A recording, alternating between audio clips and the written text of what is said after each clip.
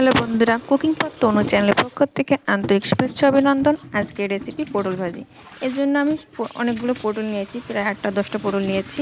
পটলগুলো আমি সুন্দর করে পরিষ্কার জলে পরিষ্কার করে নিয়েছি।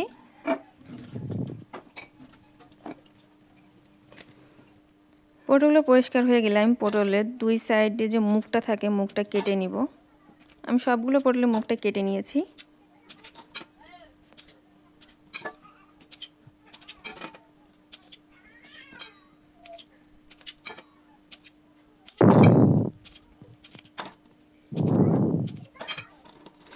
মুখগুলো কাটা হয়ে গেলে আমি শিলনোড়ায় জিরে বেটে নিব। একটু পানি দিয়ে সুন্দর করে জিরেগুলো ফিনিশ করে বেটে নিব।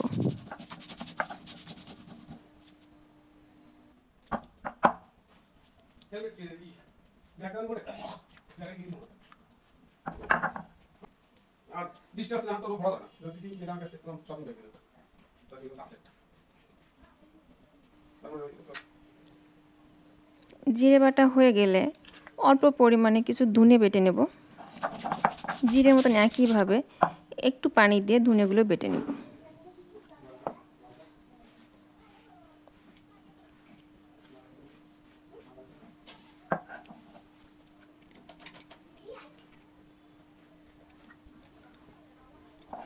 এবার কিছুটা আদা বেটে নেব।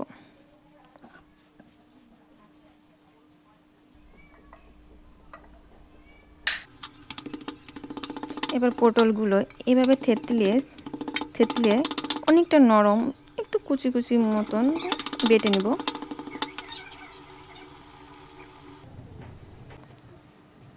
আমি কড়াই বসিয়ে দিয়েছি চুলায়, পরিমাণ মতো তেল দিয়ে দিয়েছি। এবার তার ভিতরে দিয়ে দিলাম মাঝারি সাইজের দুটো পেঁয়াজ কুচি করে।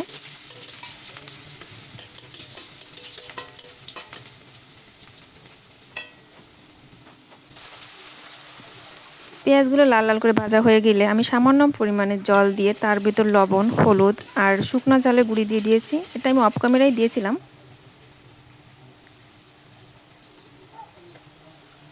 এবার 1 চামচ জিরে বাটা, 1 চামচ ধনিয়া বাটা আর হাফ চামচ আদা বাটা দিয়ে দিয়ে আমি সুন্দর করে মশলাটা কষিয়ে নেব।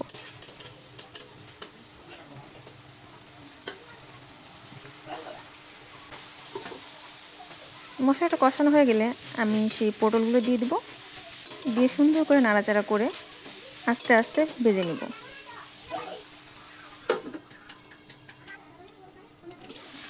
ভালো করে সেদ্ধ হওয়ার জন্য একটু ঢেকে দিব। পটল ভাজি খুবই মজার হয়েছিল। সবাইকে অবশ্যই কমেন্ট করে জানাবেন আপনাদের কাছে কেমন হয়েছে।